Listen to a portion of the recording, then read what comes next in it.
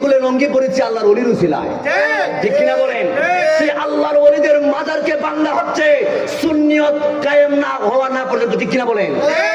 সুন্নিয়ত কায়েম করার একমাত্র মাধ্যম হলো সংসদ পর্যন্ত একজন সুন্নি প্রেমিক পৌঁছানো।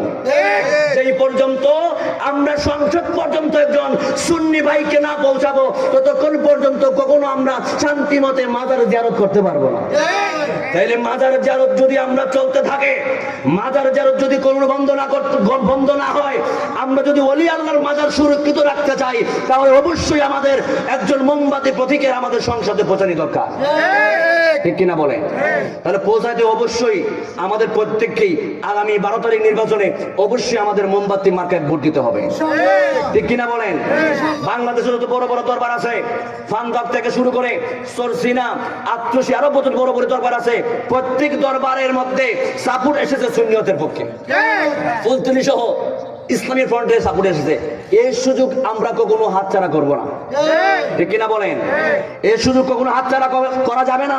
বহুদিন পরে আমরা সুযোগ পেয়েছি, আমরা যেন এই দেশটাকে, শুধু হবিগঞ্জে দাঁড়িয়েছেন উনি, 4 আসনে দাঁড়িয়েছেন গিয়াসউদ্দিন তাহিরি, আমরা আজকে এই যে দাঁড়িয়েছেন তারা কে কোন দল করলো সেই দল দেখার কোনো টাইম নাই। যে সত্যিকারের নবী প্রেমিক, এ যখন ব্যালট পেপারটা হাতে নিবে, হাতে নিয়ে যেই দলটা করুক না কেন, ইয়া রাসূলুল্লাহ নবী প্রেমের স্লোগানের কারণে অটোমেটিকলি মোমবাতি মার্কা চলে আসবে। আমরা সবাই সুন্নি মুসলমান, ঠিক কিনা বলেন? ইনশাআল্লাহ আমরা সবাই যেন নবী প্রেমের জন্য, অন্য কোনো দল বুঝি না, নবীর ভালোবাসার জন্য আগামী 12 তারিখ বিপুল ভোটে আমরা মোমবাতি মার্কাকে সমর্থন করে সংসদ পর্যন্ত ইয়া রাসূলুল্লাহ স্লোগানতে পৌঁছাতে পারি, কথা বলেন, ঠিক কিনা বলেন? কারা কারা রাজি আছেন হাত তুলে দেখান।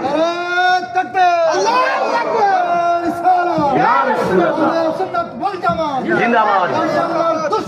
হুঁশিয়ার সাবধান। আজকে আমি